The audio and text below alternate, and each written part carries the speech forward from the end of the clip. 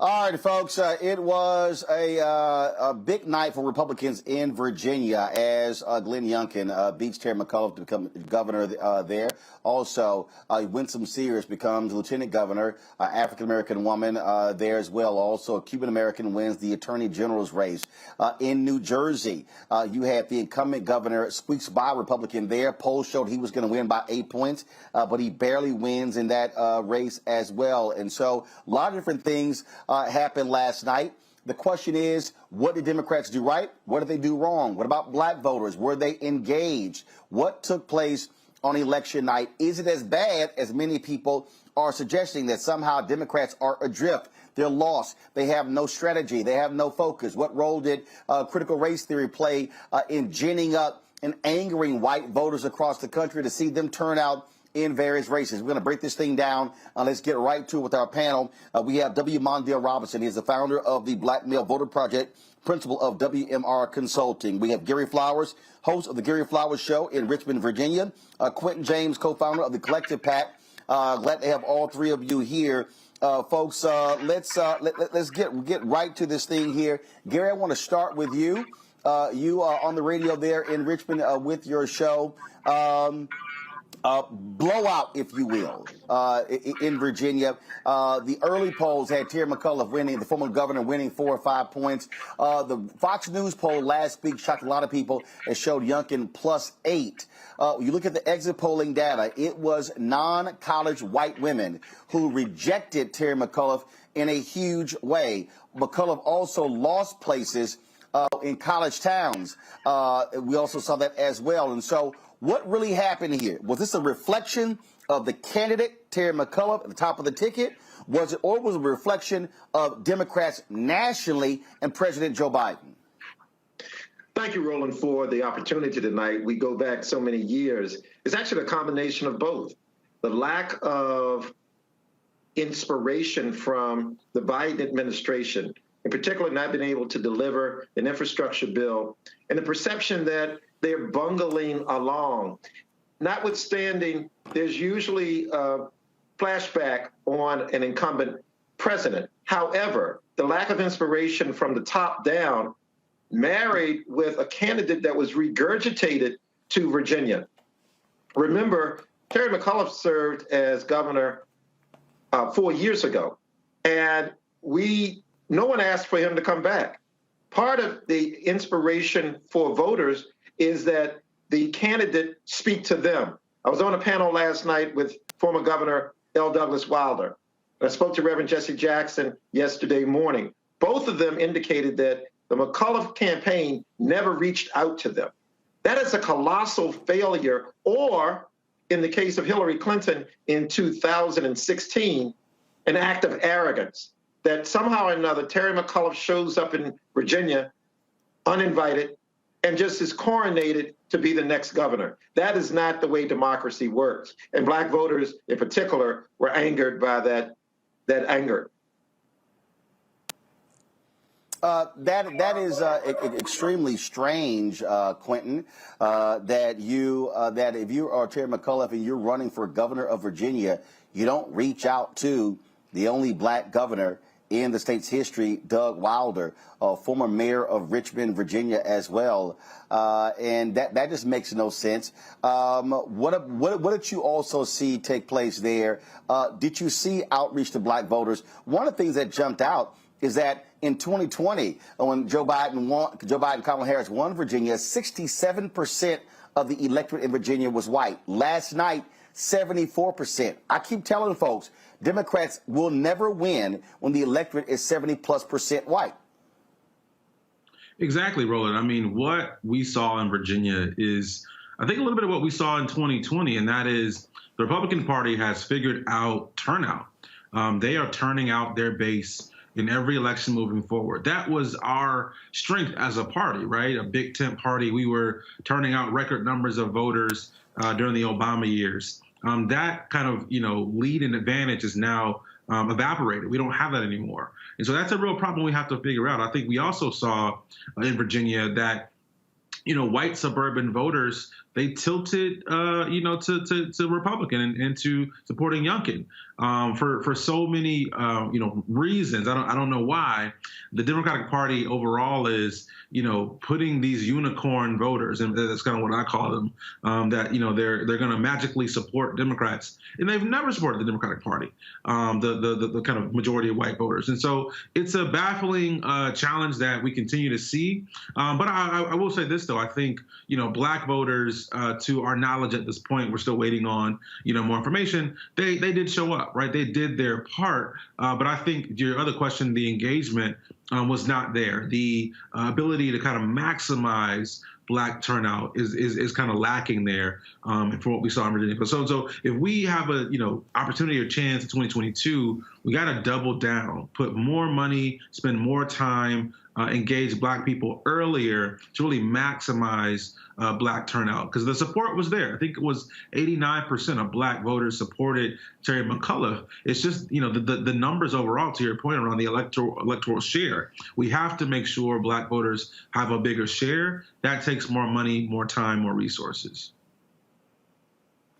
This is real clear, Mondale. I don't want to hear anybody even attempt to put this thing on Black voters. I don't want to hear nothing about Black men. I don't want to hear nothing about Black women. This was white folks. This is on white folks. And Democrats need to deal with their white folks problem. The reality is we saw white identity politics play a role here. I said early on the anger with critical race theory was not factually based. It was playing into the anger. The Republican Party needed white folks angry and upset. That's what they found. Fox News played it up, conservative radio played it up, and that's what you saw. And so when you saw that education was the second issue, this was an outgrowth. It wasn't specifically critical race theory directly, but I need people to understand the game they were playing. They want to brand everything critical race theory, anything dealing with diversity, anything dealing with equity, anything dealing with inclusion. And so that's what the whole bucket is, and that's why you saw Youngkin do so well with those uneducated white women, those non-college white women. I mean, the numbers were staggering how they supported him 75%. 25% via exit polls or Terry McAuliffe.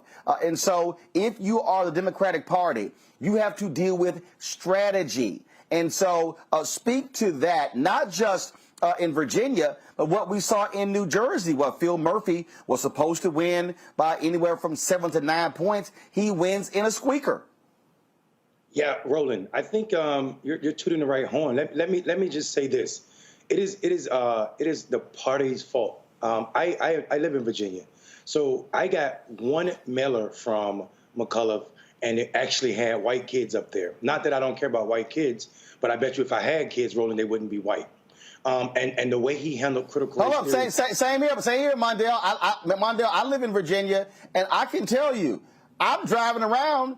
I didn't see a damn thing that was McAuliffe. I mean, I really, to Gary's point, I think it was sort of like, oh yeah, it's a coronation. No, he didn't work for it. Listen, I'm glad you called out the 2016 Hillary Clinton campaign where you took so for granted that you could just bring in certain Black folk. I think Hillary Clinton's Black folk of choice was Jay-Z and Beyonce in Philadelphia, and absolutely Black people went to that concert, but they didn't go to the polls. And that's because you can't entertain the Black vote. This transactional nature that these politicians are used to having with an older generation, that's no disrespect to anybody. The new generation, the majority of Black voters now are younger than my generation, millennials and the generation behind them, and they are not party loyalists. They don't care about McAuliffe bringing in, no disrespect to Barack Obama, Stacey Abrams, or even James Clyburn. That's not how you're going to motivate these voters. So wait until the last minute to make a joke about critical race theory instead of truly appreciating Black history in a way that could teach your racist white cousins that this is not what's happening in Virginia. So I think the Democrats stumbled big time, especially since July, they had a warning when they saw the excitement around rural white voters to participate, and they blew it off as if it was just people were just going to line up for them. Black people are too busy surviving to be Democrats, and that's a sad thing to say, but I'm going to say it slower. Black people are too busy surviving to be Democrats, and what I mean by that is if you think about Maslow hierarchy needs, a person cannot think about things that are self-actualization if they don't have their basic needs met. And Black people in this country don't have their basic needs met, and the Democrats aren't doing what they promised us. Well, the thing that I find to be really interesting here, Gary, Democrats, oh man, they were just so hyped and excited with how well they've been doing in the suburbs, but that means white voters. And guess what? In Virginia last night, they turned on them.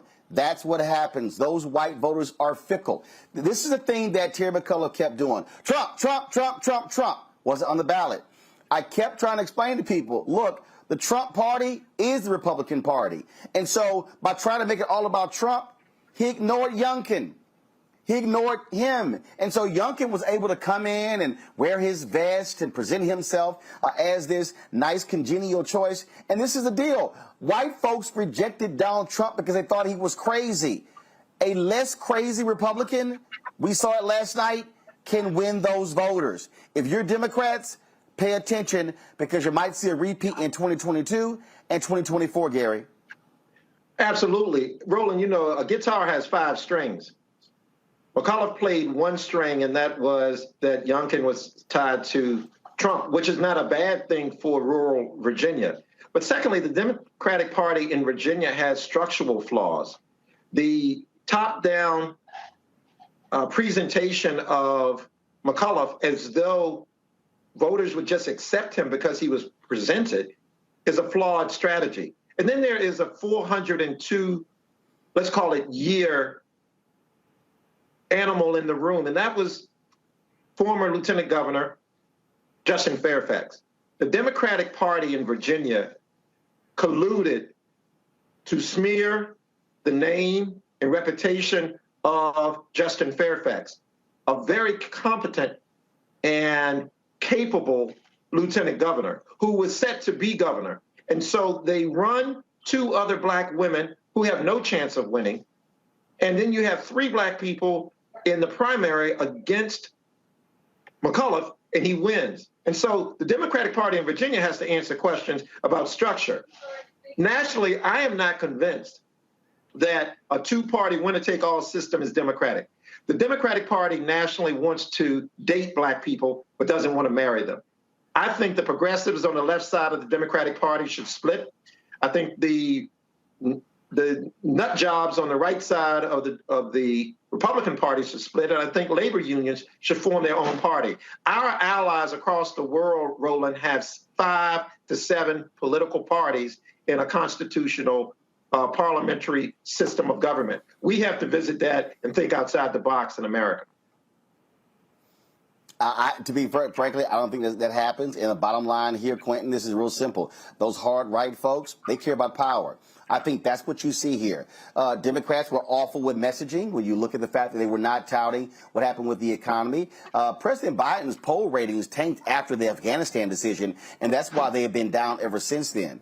And so it's also a question of how do you message? How do you speak to your audience as well? That's what we saw. And so I think if you're Jamie Harrison, you should be having Jamie Harrison needs to sit down and have a serious conversation with President Joe Biden and say, hey, man, are you trying to actually lead this party and run this country? Because if we saw what we saw already and what we saw last night, that's what that's going to tell us right now. If last night was a tornado, 2022 could very well be a tsunami. But a red Roland, tsunami, Quentin. But Roland, okay, let me just interject this. This is not a new Joe Biden. Joe Biden voted against busing in the 60s. Oh, no. Joe Biden wrote No. I understand. I understand it's not new. No, follow me here. I understand it's not a new Joe Biden, but the Republican Party that Joe Biden is used to is not today's Republican Party, and so that was Hillary Clinton's problem. She tried to separate Trump from the Republican Party. Joe Biden tried the exact same thing. I was critical of Joe Lockhart, former press secretary to President Bill Clinton. He said, I'm going to stop referring to the Republican Party. I'm going to call it Trump Party. I'm like, no, you can't do that. The Trump Party is the Republican Party. The policies of Trump, they are the Republican policies. As long as they keep trying to separate Trump from Republicans, they're going to lose. This is who they are. As that meme going around of my man Coach Dennis Green, he said we thought they were who they were. That's what they are. And so the difference is you saw it last night. If you show me less crazy, I'll vote for it. But Youngkin stands toe-to-toe with Donald Trump, Quentin. He does, but here's the thing. I mean, we talking about messaging a minute ago, and I think what we also heard from black voters and voters around the country is, what have you done for me lately, right? We asked, the Democratic Party asked America to come out in record numbers in 2020, and they did. They gave Democrats the White House, the Senate, and Congress. And what have they done when it comes to critical black issues like voting rights, dead on arrival, like the George Floyd Justice and Policing Act, dead on arrival, this conversation about reparations and H.R. 40, dead on arrival. And so there becomes a challenge where you can't message what you have not done. And I think people are also looking for that. Yes, we're going to show up and vote at average numbers. We need extraordinary numbers from base voters, black people, Latino people, young people. And until we have some actual policy wins that really deal with bread and butter, kitchen table issues, we're not going to see the kind of turnout that we need, again, to win these kind of elections. And Mondale, on that particular point there, when we talk about what have you done, if you have passed things, you still got to be able to message that properly. Which, like, for instance, a week after, Tim Scott went on television talking about the negotiation of the George Floyd Justice bill were dead. You know what I heard? Oh, Biden is considering some executive order actions. Well, where are they? Okay, you make a big deal out of it. You invite the families to the White House. I mean, you show some action. What they have to understand is they're now on the clock. They're on the clock. And guess what? If they do not make some changes, Mondale, they're going to get clocked in 2022, and they will not control the House. They will not control the Senate. It will only be the White House, and good luck, you will get nothing passed with Republicans controlling the House and the Senate. Listen, Roland, you know as well as I do, 2012, you and I have been screaming at these same white people about the same thing. Their consultant class is practicing an insanity. They've been running the same tired campaign since the 80s.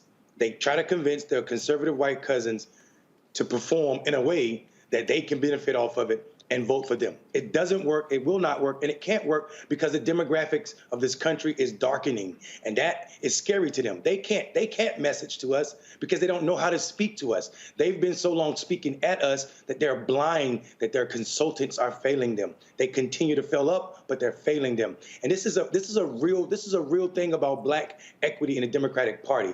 When I hear Brother Flowers say we need to leave, progressives need to leave the Democratic Party, I disagree. We need to keep that infrastructure and kick the moderates out and let them go join the Republican Party. Why give up all that power that we created?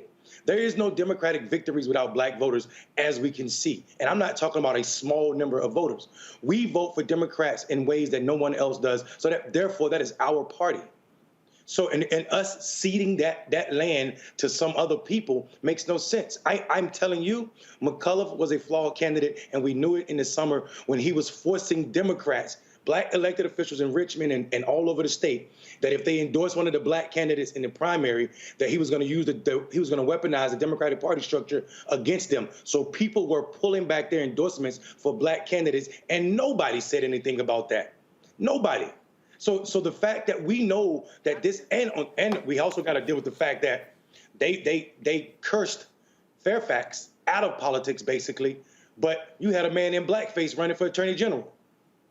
And black people see this. Black people see this all over the country. I don't think this is a signal. I don't think this race should be a sign of what is to come in 2022. But I will tell you this: if they don't pass something on that Build Back Better, they better prepare for something worse than this in 2022.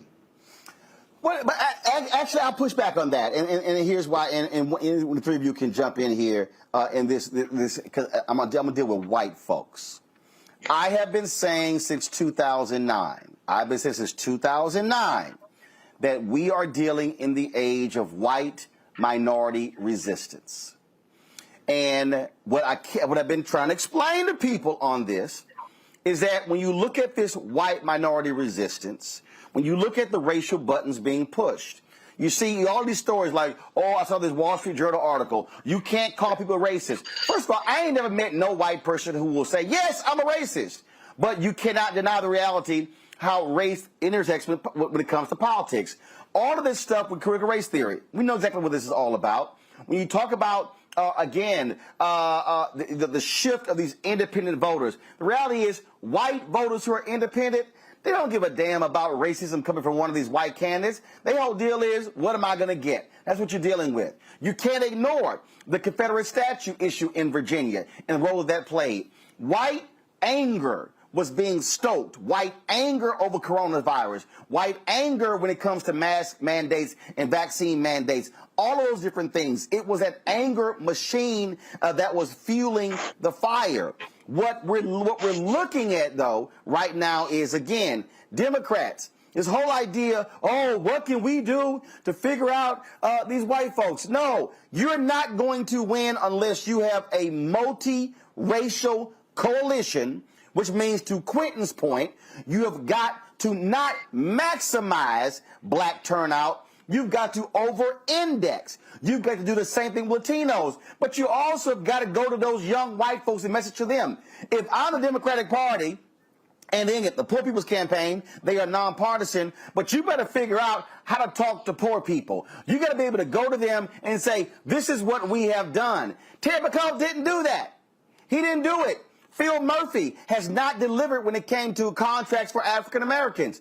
I've been working with the New Jersey Black Justice Coalition, and guess what? They're like, Phil, you going to talk to us now? You saw what happened? And so this is one of those moments. This is a moment where also black political operatives and others should be standing up to the DNC, the DCCC, the Democratic Government Association, and sitting here saying, all right, y'all going to keep giving them munch on these white consultants? You're going to keep doing that game? This is the moment where they got to realize white folks are not going to save the Democratic Party, but if you ignore black people and others, you're guaranteed and destined to lose. 2 points from Virginia, Brother Roland. One is our mentor. Let me respond. Our mentor. Roland, our mentor. Hold on. Gary Quentin Mondale, go. One thing I want to make 2 points from Virginia. Yes, it was quite anger that was stoked. Dr. Ronald Walters, one of our mentors, Brother Roland, wrote a book, White Nationalism and Black Interests. Where there is a perceived or real benefit to black people in American history, there is a backlash, or let's call it a blacklash. And so that stoked anger. The removal of the Confederate statues in Richmond stoked anger. And part of that anger spilled over to voting against the referendum for what would have been the first black-owned casino in America. And that was by the white liberal elite. And so Virginia raised its head again as not only the capital of the Confederacy, but the continuation of that plantation mentality in politics. But and let's also add on to that too. I think to your point, Gary, is that the Democratic Party is avoiding the conversation about race. We are avoiding convos around police reform, right? It's like we don't want to talk about defund police. We don't want to talk about voting rights. We don't want to talk about reparations.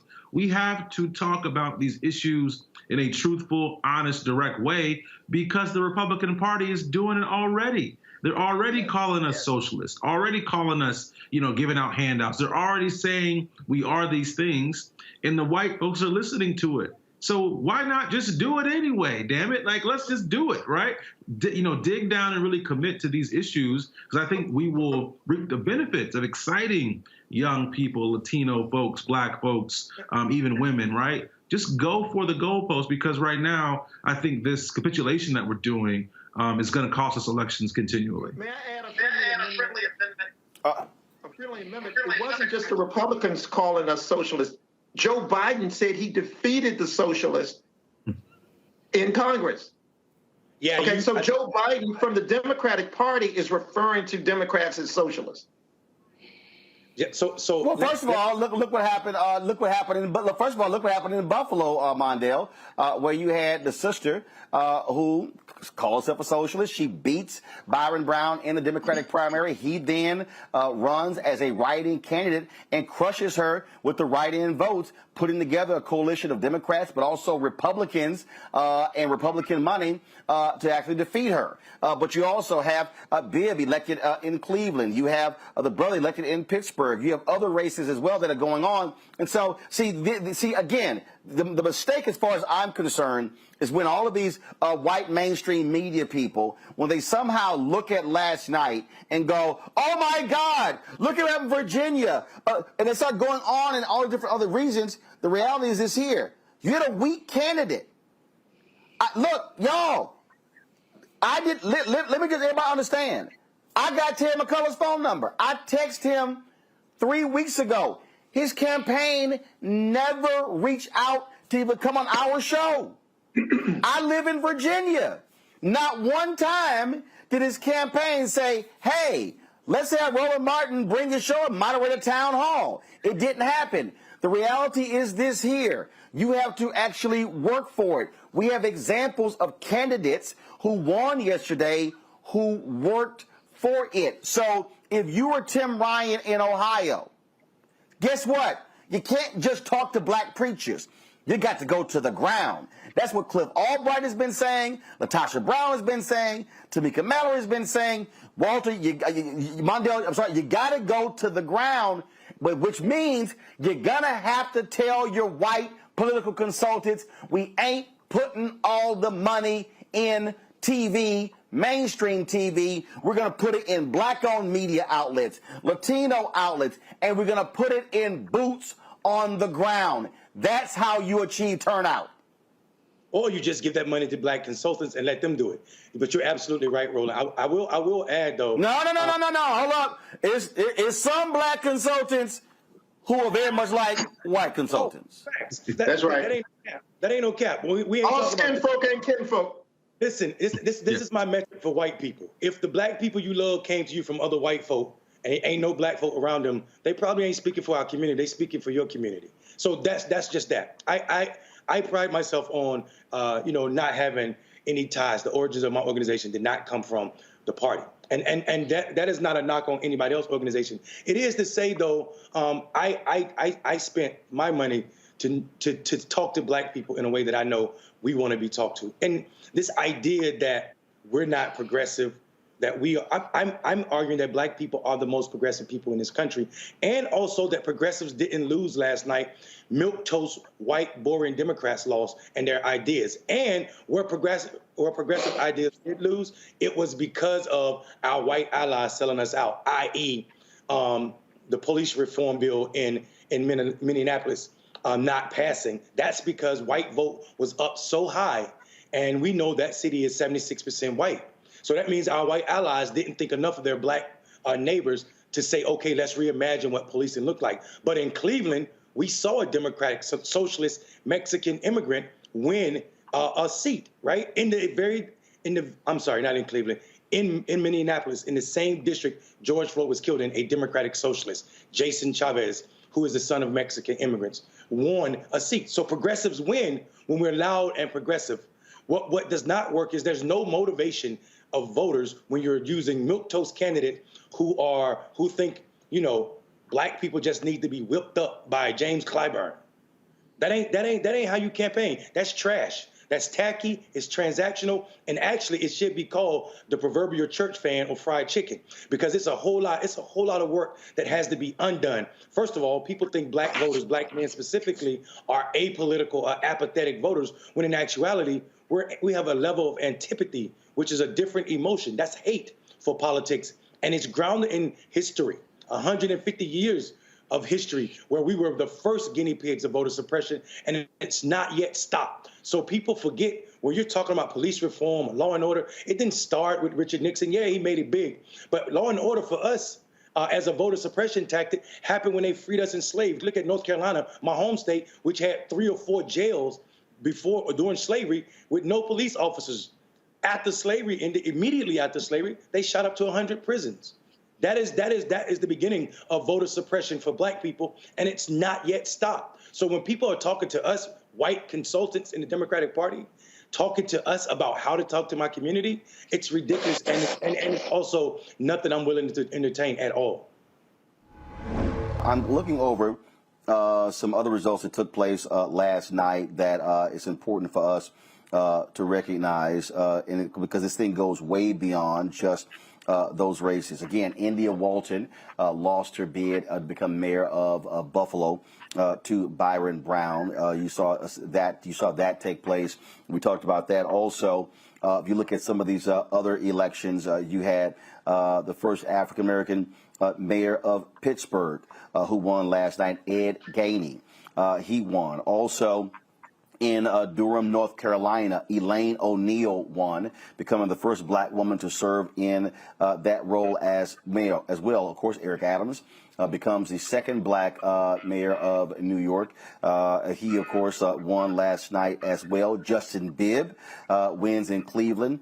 He becomes the second youngest mayor in the country as well. You also have an African American who was elected district attorney, Alvin Bragg, Manhattan's first Black district attorney as well. And so last night, Quentin, you saw what happens when you run candidates, to Mondale's point, who are exciting, who have a message, who people want to rally around. And so that's also a part of this equation. You can't ignore, you got to put the right folks up who can connect with the voters and who can talk about policy and their vision for the city, the county, the state, and the country.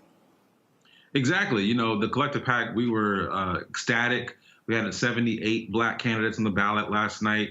Over 50% of them have won their races. We spent over $350,000 in direct contributions to those candidates. And so we're very excited about what we saw. And I think the point is correct. The point that you and Mondale are talking about is we are seeing, Justin Bibb, I'm here in Cleveland, first-time candidate, right? Beat the entire establishment, raised over $1 million for his race. But I think also beyond the candidates, we saw some important issues get voted on last night. We passed the major police reform bill here in Cleveland. There was a reparations bill that passed in Maryland last night as well. And so I think across the country, this wasn't a issue of moderates and progressives so much as it was, to your point, are you going to do the work? Are you going to put candidates out there who are going to grind, talk to voters, and bring forth issues to the people and let them decide? That's what we really saw last night. And I think while Virginia and New Jersey are somewhat of, the kind of hotbed talking points of the day, there are a lot of lessons I think we can take from some of these mayoral campaigns, right? I mean, Pittsburgh, Pennsylvania, their first Black mayor in their history. That's historic. And so Black folks did that. Black voters did that. Black candidates did that. Black donors did that. And so there was a lot of, excitement to go around last night. But here's the thing that, Gary, that also why national media doesn't want to deal with this here. In Austin, Texas last night, this was backed by Texas Governor Greg Abbott. Voters there rejected a ballot initiative to give more funding to police, 68% to 31%. In Ohio, voters approved an independent body to investigate police misconduct. It passed 59-41. And yes, the ballot measure in Minneapolis failed to create a Department of Public Safety, but it got 43.8% of the vote. Hello, we're talking, and also Arizona, they passed $15 an hour as well. So guess what? For all of this talk about how progressives lost last night, no, they actually won, except when you ran the white, boring, moderate candidates. Exactly, Roland. We know across the country that the nation is more progressive than not. And yet most of the legislatures across the country are right-wing conservative. And so voting rights and gerrymandering play a major role in the perception that Republicans and the conservative element are running this country. Most people think, like those of us on this panel, that we want good government to provide good services to people. And that is the basic math, is that we outnumber our adversaries, but we don't reflect that in legislatures.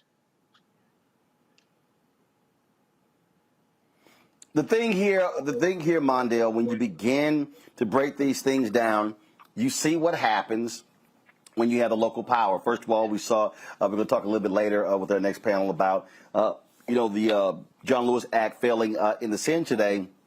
But for all the people who are watching mainstream media, again, we know all the nonsense they're saying. This is what we are saying here. Define your issues, push the candidates to support those issues, and then reward them. Mondale, I talked with Alicia Reese last night, and she said when she got elected there in Cincinnati, she said, you know what? She said, we have to deliver. She said, so we're taking the buses. We're going out there, and we're having the resources. We're giving the vaccines. We're doing those things. People are seeing us actually do things. That's where candidates have to be. All is not lost. Democrats, again, this should be a wake-up call for Jamie Harrison, Democratic Party. If I'm Jamie Harrison, I'm firing the entire media team because I swear they have no idea how to put together successful viral ads. And so go hire everybody from the Lincoln Project, but do something because you don't know how to do it. But you have to create the resonance. You can't just keep sitting here putting out white papers and think that people are going to read those. You have to explain to people what's going on. This Build Back Better deal, they should be fanning out across the country, being very specific of what's in it, the things in it that actually impact everyday people. You don't let the Washington media drive the narrative by only hearing 1.75 trillion, when that comes out to less money per year than what we're spending on defense. Exactly. I think that's absolutely right, Roland. I think the media team definitely needs to go, but not only that. There needs to be some hard looking at the auxiliaries of the Democratic Party and how they spend their resources. It is these institutions that really pick and choose who will be the party's candidate. And people say the Democratic Party, the National Party, does not play in the primary. We all know that's not true. We knew that the party was behind McCullough before the primary was over. We knew that. They came to Virginia, and because Virginia is the Wild West of funding when it comes to campaigning. So there's coordination between C4 organizations, the party, and all other people that want to play. We saw a coordinating way, the Turnout Project, whatever the name of the new organization they created this year just for this McCullough thing, and it didn't work. And part of the reason it didn't work is because the strategies and the strategists are wrong. They're wrong for the time. It was wonderful while it lasted, but you can't call black people, you can't TV ad us to death, and you're going to need to figure out how you extend black people if you are to win and be and not lose more gubernatorial elections come next year, and also lose control of the House and the Senate. Here's what's necessary though, and nobody's talking about this.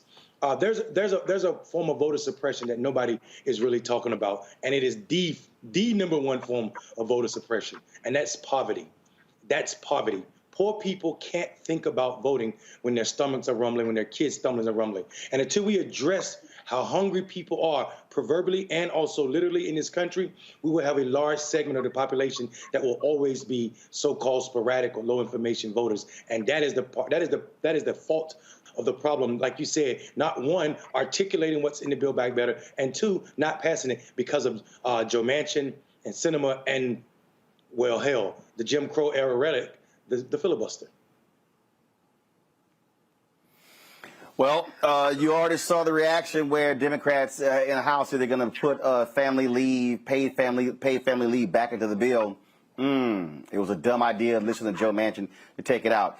Gary Flowers, Quentin James, Mondale Robinson. Gentlemen, I certainly appreciate it. Thank you so very much. Thank you, Roland. Thank you. Appreciate you, Roland. We are going to further unpack last night election results. A lot of different things, as I said, took place last night that was quite interesting.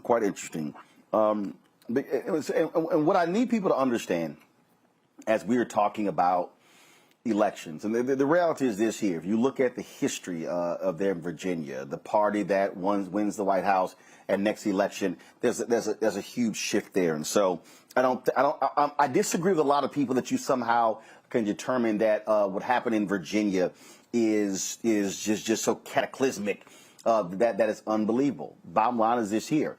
You saw a huge shift because that's what happens in these elections. What you have to be looking at, though, is what's the turnout, not the percentage. What are the numbers? And so when we talk about African Americans, where do we stand when it comes to in terms of being able to drive turnout in our community? You're seeing what do we fund? And be real clear here, if the focus is solely locked on for a party to fund those efforts, then you're going to have failure. The reason Georgia flipped, it was because folks in Georgia organized, mobilized, raised the money, and changed the game. Amendment 4 with Desmond Meade and Sheena Meade in Florida, because of what they did. That's why on-the-ground activism is just as important, even more important, I think, than party activism. My panel right now is A. Scott Bolden, former head of the National Bar Association Political Action Committee, also John Jackson, chair of the DeKalb County Georgia Democratic Party, and Brianna Cartwright, a political analyst as well. Glad to have all of you here. What jumps out right now, as far as I'm concerned, on this election last night, it goes to show you when you have enthusiasm on one side and you don't have enthusiasm of the other. The candidate drives that. The message drives that. All of those things drive that. And so from an African-American standpoint, Scott, I'll start with you. Our focus has to be on what are we driving, demanding, looking for between now and the midterm elections next year, and who are the candidates that we want to see win, and how are we going to fund them to get them over the top? Well, I think you're absolutely right. But all of those factors, the narrative, the excitement, it's easy to grow excitement and fervor when you are against something. It's harder than when you're for something. The Democrats have a year to fix what happened in Virginia, but I tend to think every race is different. One of the reasons that black folks and Democrats didn't come out in higher numbers is because the White House and the Senate Dems simply haven't been able to get the job done. You and I have talked about this. I've said it before, that if you don't get criminal justice reform done, if you don't get voter protection and voter reform done and vote against voter suppression, then there's no reason for Democrats, black or white, to come out and support this administration. And I know it's only been 9 or 10 months, but I've been saying it and others have been saying it. There's no reason for them to come out. Now, this is a governor's race, right? And Terry McAuliffe and the beloved bill and him being misquoted or taken out of context, Youngkin had the money and the expertise to exploit it. He didn't need Trump, if you will. And they convinced Trump not to get in the race other than do his call-in rallies, but he never criticized Youngkin. And you know he was chomping at the bit because he took credit for it this morning and late last night. The Democrats simply have to deliver, and they have not delivered. And you're going to see this in 2022. You're going to see it in 2024, whether it's education or the economy. It all goes to COVID. Biden can't be blamed for COVID, the second or third surge, if you will, but he's the president. And so you got to give them a reason to vote for you. And we've realized, lastly, that linking Youngkin to Trump, with Trump not on the ballot and Trump not in the White House, will only take you so far. Now you've got the ghost of Trump, but Youngkin didn't look like Trump and he wasn't hugging Trump. And so now you've got to deal with a moderate Republican candidate and perhaps other candidates who court Trump voters, but court independents and suburbanites and the intellectuals and the college educated who say people like Youngkin, who shoots basketball and wears khakis, but hold Republican views and hold Trump views. They're just not as disgusting and obnoxious as Donald Trump. That's what we're going to be up against in 2022 and 2024. So Roland, can I? Bottom line, though, the bottom line here, and the reason I want to go to Georgia on this is because, again, the difference here, what you saw black people mobilize and organize on the ground. That was the difference there. John, yes, you have a party structure there, but it was the people who were then dictating what the parties do. not the other way around. I still fundamentally believe that if Senator Warnock is going to get reelected in Georgia, it is going to take that level of mobilization on the ground. I said it earlier that too many of these campaigns are driven by the consultants, put all the money on television, bombard people with TV ads, and I'm sorry, that ain't gonna always do it. You've got to have boots on the ground. You got to be activating people. I said this last year, John, at the Democratic Party should be focused in holding town halls and meetings with people in advance of 2022, not waiting for July or August. And no, really going in and talking to people and saying, this is what we're doing, what we want to do, and showing them if you don't do that, you're guaranteed to lose. Yeah, Roland, I 100% agree with you. Sometimes it's the party, sometimes it's not. We at DeKalb County Democrats, we were in communities all year long, not just when there was an election nearby. It's how we got several hundred volunteers. It's how we raised close to $500,000 and then ended up hiring, 90 plus staff. And we were just a county party, and that we were a big reason why Georgia flipped. And whether it's a county party or another organization like the guest you had on earlier, Mondale, for like Black Male Voter Project, you just have to do the work year round. You can't leave the black vote as an afterthought. You have to be engaging the black community all year long. But there are systemic issues, national systemic issues, and that could hurt us. And if the Biden administration cannot move the ball, if we can't get past the gridlock in the Senate, it's going to be a tough job in Georgia. We can do our best, but the energy it'll be hard to generate the energy if the Biden administration doesn't start moving the ball. Brianna? Yeah, so I agree with that. As John knows, I'm very much a proponent of just hard work and grassroots organizing. And so I think that it's very problematic, and you've stated it so much, Roland, that people think that advertising and these mailers are going to win campaigns. And I want to emphasize that it's not just white consultants. It's old campaign managers. There's people who haven't progressed and realized what they need to do for the community. And, they're making a lot of money by just selling the inexperienced people their mailers.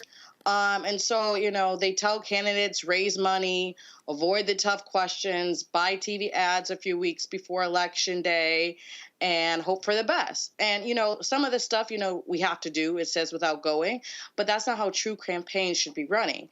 Candidates should be meeting the voters, engaging the issues that matter, and, actually talk about the issues, right? Bolden talked about it a little bit about, how and I know we, Roland, on a different segment talked about, the messaging behind McAuliffe. So yeah, talk about what you're for and not just what you're against. So affordable housing, education, jobs, healthcare. I do disagree with Bolden in the sense of, he said that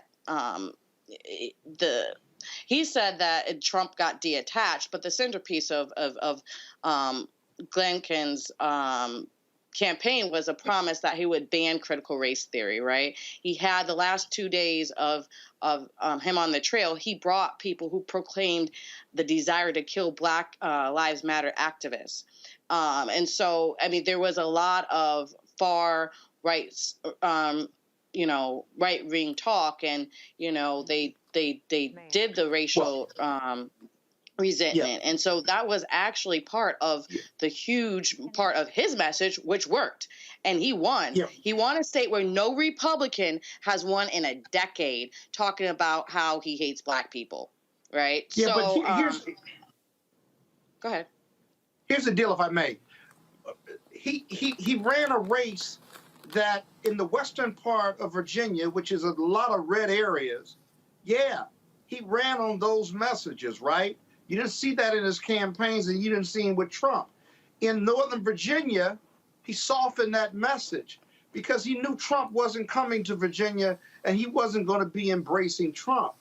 But here's another issue, Roland, and I don't know whether you've talked about it yet or not. 13% of black voters in Virginia voted for Youngkin. I bet you the majority of them were black men. The Democratic Party still hasn't addressed that issue. 13% voted for Trump in 2020. And it's because the Democratic Party is not talking to black men.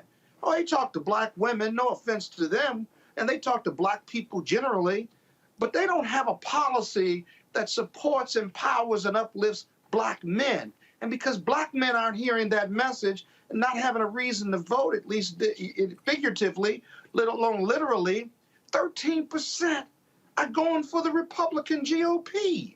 How do you explain that? That just makes no sense. I want to push back on that a little. But the Republicans are talking to them. We're not talking to them. John, go ahead. John, go ahead. I'm gonna push back on that one a little bit. There has always been a segment of black conservatives, no matter who's running, even Barack Obama. There's always a baseline of black conservatives who vote Republican. Not 13% in Virginia. They're not. And to say that it's odd that black men would vote Republican more than black women would be to say it's odd that black men are men, because men vote more Republican across every racial bloc. And so, of course, if, for instance, if black women are voting 8% Republican, black men are going to be at 12%. We in Georgia won with Trump getting a higher percentage of the black vote. Black conservatives are going to exist, and they can exist. I'm a Democratic Party leader saying, if you're a right-wing black person, you should be a Republican. You should be a Republican. Point out, yeah, I'm but not you're against presuming black Republicans existing, and there's a lot of black people with conservative views, and I just don't think the Democratic Party should be catering to conservatives of any race. But you're presuming in my statement that these are black conservatives voting for Youngkin and Trump. And in regard to Youngkin, that's not my proposition. My supposition, my proposition is that these are independents, maybe conservative Democrats, because Virginia doesn't have 13% of black conservative voting population. Those are those independent, suburbanites, educated, right, who are tired of the Democrats or the Democrats haven't delivered. And those independents, Youngkin won more independents than McAuliffe did, and he pulled in those blue states, those blue areas in Virginia, he pulled more votes than Biden got a year ago. He may not have beat McAuliffe in Richmond and in Fairfax, but he got enough to be ahead. He didn't lose. He wasn't trounced in those areas because that's lack of black or rather Democratic turnout because they're not energized. Look, okay, here's the deal.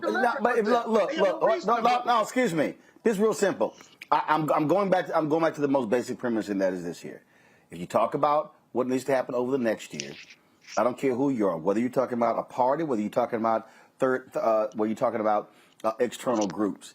It's a matter of being able to go to folks and say, this is how we can deliver. Now, and remember, let me take everybody back to 2010. Remember, Democrats spent all of 2009 going back and forth on the Affordable Care Act. When did the Affordable Care Act get passed? It was when Scott Brown won in Massachusetts, the seat vacated by the death of Senator Edward Kennedy. Yeah. So that's what happened. So I'm telling you what's going to happen now. All of these Democrats who've been obstructing and trying to get the perfect thing, they're going to say, we better get some stuff done because they're now up against the clock. And what I'm saying is our position has to be, this is time where you say, fine, you're going to have to get something done, Now, this is what we want and what we desire. That is what I'm saying. That is what has to happen right now. It's not wringing our hands and, oh, my God, I can't believe what happened with the election. Guess what? It's over. Youngkin's going to be the governor for the next 4 years. He can only serve one term. If you're in Virginia, focus on who the hell is going to run against him. But if you're Democrats, you better be focused on right now who's going to be your nominee in Kentucky, in Wisconsin, in North Carolina, in Pennsylvania, in Ohio, in Florida, because there is anger, there is white anger, white fear, white identity politics being driven by the right. You better figure out a strategy to counter it. Otherwise, you're going to lose. That's what has to happen. It's coming. Yeah, and I think you're right. We can't agonize at this point. We need to organize, and we have 370 days to get this done. So I think that you're absolutely right. We need every one of those days for us to win in 2022. And to talk about we need to have people knocking doors. We stated this, like people within the community organizing, having those meets and greets. Building, Mondale said, they're tired of the phone calls, but, some of the reminders that happens from the text message, et cetera, but having those conversations now, like tomorrow, like it's very important because we don't have time. And honestly, and just in October alone, the Republican Party, or the Republican Governors Association, raised $4.6 million. And so we are not going to be able to probably outraise them. But what we can do is outwork them. And so we need to make sure that we have our boots on the ground, that we have our troops, and get the message out. We can argue, and I know Bolden and John was going back and forth on that, but like we can argue about the messaging, but when we don't have the boots on the ground, when we're not doing the work, then we really can't argue about the messaging because not enough work is happening. And that's the problem in a lot of these races. You can see, I know we're talking about the nail in the coffin. Real quick, hold up, real quick. Literally, I got 30 seconds left for this segment. I got to get John in, so real quick, because I got to go to a break. Sure. I mean, I think that between now and then, it's got to be a barnstorm, and we have to be relentless in moving the ball forward in D.C., get some stuff passed, and really just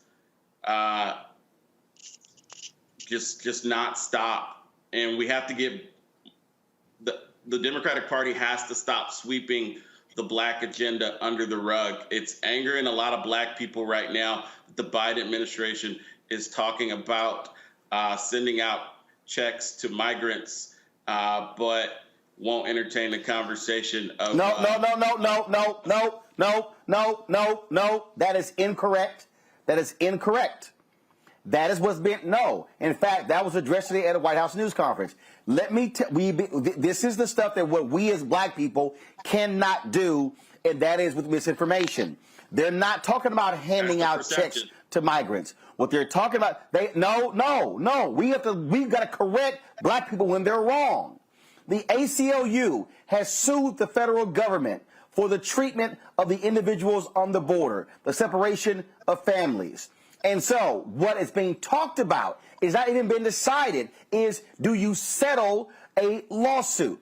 So they're not handing out checks. That's what they're doing. And so Fox News, they're running with this here. I've had to counter black people on this one as well, who say, oh my goodness, the legals, they're getting reparations. No, it's a legal settlement. And like I tell the other different people out here, lawsuits happening every single day. The federal government gets sued every single day. Not all cases go to trial. And so that's what's going on here. The Department of Justice is actually back and forth.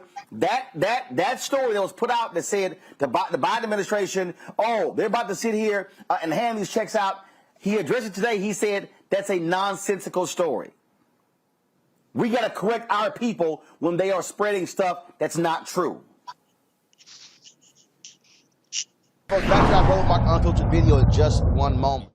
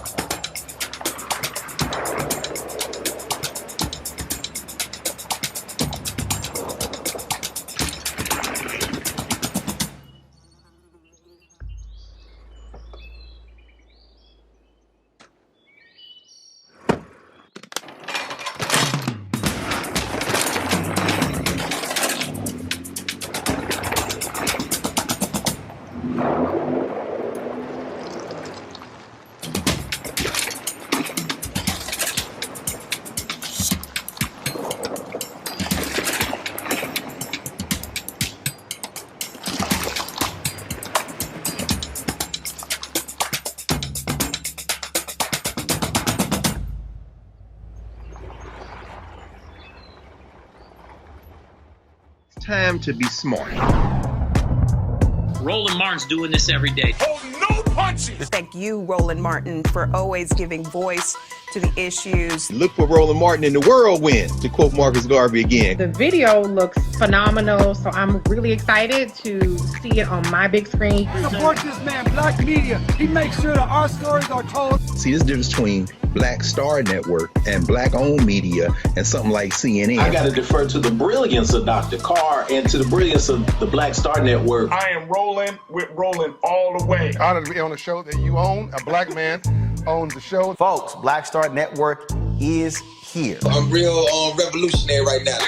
Roland was amazing on there. Hey, Black, I love y'all. I can't commend you enough about this platform that you've created for us to be able to share who we are, what we're doing in the world, and the impact that we're having. Let's be smart. Bring your eyeballs home. You can't be Black-owned media and be scared. You dig?